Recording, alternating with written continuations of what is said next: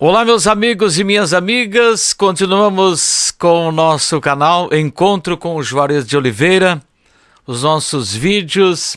Este é o segundo vídeo. Você que não assistiu o primeiro, procure assistir, está no YouTube, está nos nossos Facebooks, não é verdade? Juarez de Oliveira e Juarez de Oliveira 2, para você entender a nossa proposta e o que pretendemos fazer e o que pretendemos, aonde pretendemos chegar com os nossos vídeos, tá bom? O livro A Saga de um Peleador, nós falamos ontem o porquê que começamos a escrever e que escrevemos esse livro e temos assuntos e matérias já prontas para um segundo livro. E aí é coisa com o tempo que virá, tá bom? Agora, para mim começar a falar e continuar falando do livro, eu preciso voltar num passado, porque eu parei quando eu fiquei doente, não é? Aos 20 anos de idade, mas eu preciso voltar um pouco no tempo, porque eu fui criado nas granjas de arroz ao lado do meu pai. O meu pai foi capataz de granja de arroz na Granja Getúlio Vargas, município de Palmares do Sul, hoje. Na minha época era o município de Osório. Fica no litoral do Rio Grande do Sul. Ali próximo a Cidreira, Pinhal, Quintão, por ali. Está localizada a Granja Getúlio Vargas. Uma terra do governo. São tipo 40 mil hectares de terras que eram na época totalmente do governo. Depois cada um comprou a sua parte e depois, mas é assunto para mais tarde, falar dessa divisão. E nas granjas de arroz, nós morávamos sempre perto, próximo da granja. Quando a granja mudava, nós mudávamos todos os galpões, as casas, máquinas, tudo para próximo da granja. Então isso foram 10 anos nessa convivência ao lado das granjas de arroz. A minha infância, dos 10 aos 20 anos, né? Para ser mais preciso, dos 10 aos 19, porque depois eu saí e fui tentar uma vida dos 10 aos 18. Depois eu fui tentar uma vida fora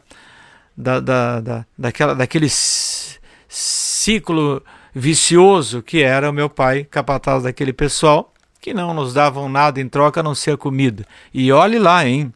Muitas vezes era muito racionada. Muito triste isso aí.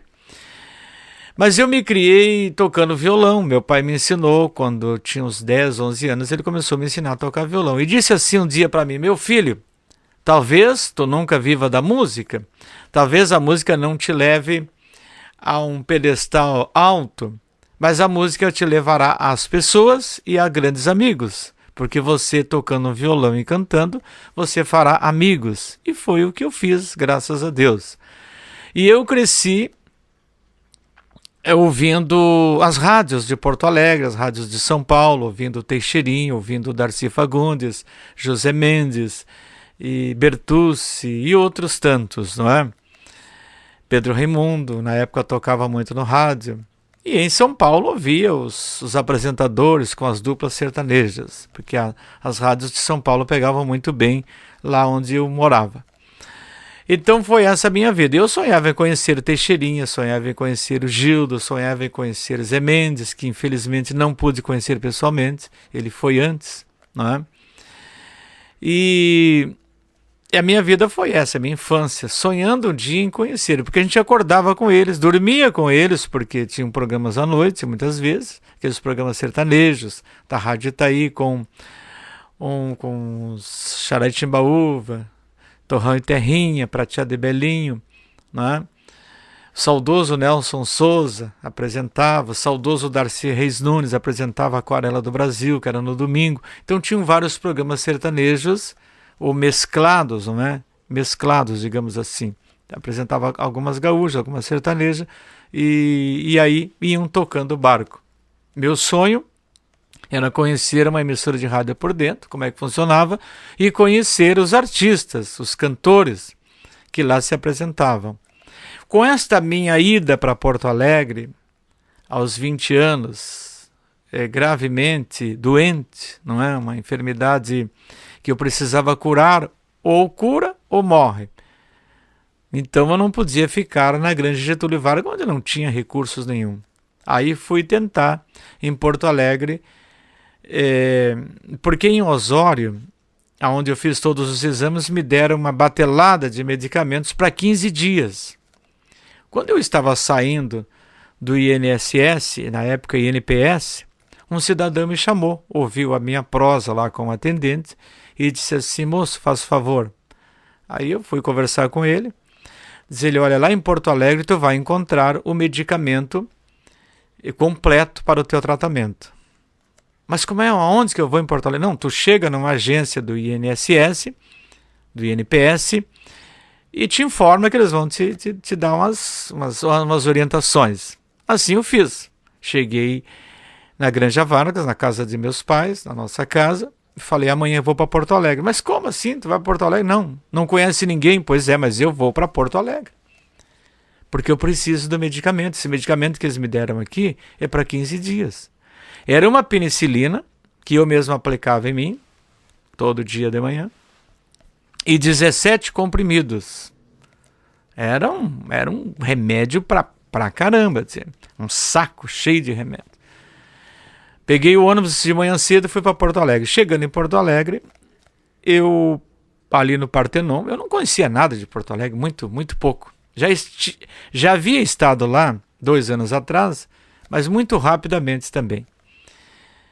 Ali no Partenon, olhei à esquerda uma agência do INPS. É aqui mesmo. Desci do ônibus, fui lá, conversei com o pessoal me deu um endereço na Borges de Medeiros, no escadão da Borges de Medeiros. Você vai encontrar um médico. Assim eu fiz. Chegando lá, subi lá no 7º andar, 8º andar, sei lá, e aonde me indicaram, onde me informaram, fui conversar com o médico. Marquei uma consulta, já na hora o médico me atendeu. Disse: nós vamos ter que fazer exame, todos os exames em você. Já me levou para lá, já tira a camisa, já bati radiografia, já fiz exame disso, daquilo, daquele outro. E eles: amanhã você vem aqui, volta aqui para ver os exames, no outro dia. Fui para casa de uns amigos na Alvorada, ali no Sarandi. No outro dia cedo, fui para o médico me dar o diagnóstico. Chegando lá, o médico com uma barba enorme, um médico forte, aqueles altão, e aquela barba, sabe, enorme, com cara de mal. Eu digo: esse médico deve ser muito ruim. Mas não, me tratou bem, tudo bem. E eu peguei o remédio. Me deu aquela batelada para 1 mês. Mas eu deveria voltar. No outro mês eu fui lá para pegar o remédio, daí vi que ele tinha um violão no canto Ele estava com um violão naquele dia ali no canto da sua sala, do seu consultório. Aí eu olhei pro violão e digo: você toca? Diz ele: eu estou tentando aí, mas não consigo afinar, está desafinado e não consigo alguém para afinar. Eu digo: não, mas eu sei afinar, eu consigo afinar. É mesmo? Tu afina? Eu digo: afina. Aí me deu o violão bom, inclusive.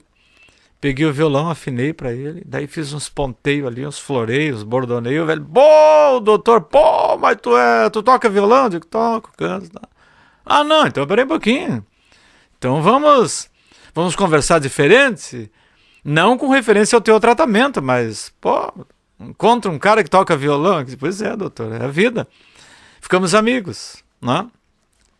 Aí, para encurtar a história, uns 6, 7 meses depois, ele me fez, cada 3 meses eu fazia exame, né? Fizemos todos os exames, ele me deu o remédio, disse: tal dia tu vem aqui para ver o resultado. Quando eu voltei, dizia: tem muito remédio lá? Eu tenho. Se tu puder trazer aqui, traz, senão bota fora, joga fora, porque tu tá bom, tu tá melhor do que quando nasceu. Aí dei um abraço nele, e nós já estávamos amigos pelo violão, porque eu estava dando umas dicas para ele cada vez que eu ia lá. Ele guardava numa outra sala lá, né, onde ele guardava as roupas dele, ele tava o violão e eu dei umas dicas para ele. Então, assim eu me curei da pneumonia, da tuberculose na época, que era uma doença Até hoje né? Toda doença é difícil. Se você não cuidar, toda doença você pode morrer. Mas toda doença também tem cura. Se você chegar próximo não deixar a doença ficar terminal no seu corpo. Por isso que é bom fazer exames preventivos. Porque muitas vezes o médico descobre em você algo que daqui 6 meses não tem mais cura. Mas se ele descobrir antes, ele vai te tratar e vai te cuidar, não é? A minha pneumonia, segundo ele, depois eu contei os detalhes, eu consegui me recuperar porque ela estourou para fora, não é? Ela não estourou para dentro do meu organismo. Ela estourou, um dia eu vomitei sangue, não é? Uma bola de sangue, foi quando ela estourou, e aí eu fui cicatrizar aquilo ali com os medicamentos. Né? Agora, se aquilo ali vai e estoura para dentro de mim, contamina tudo pronto. Né? Aí eu estaria não estaria aqui falando com vocês. Então, levei sorte, muita sorte, porque graças a Deus fiquei curado, totalmente curado desde então. Nunca mais senti mais nada. E hoje estou aqui contando para vocês. Então, volto a dizer, a prevenção na doença é importantíssima. Eu vivi isso na pele, porque segundo o médico, se eu demoro um pouco mais, se eu não vou procurar recursos, se eu fico me tratando em casa, com benziduras, com remédios caseiros, eu estaria há muitos anos dentro de um caixão enterrado.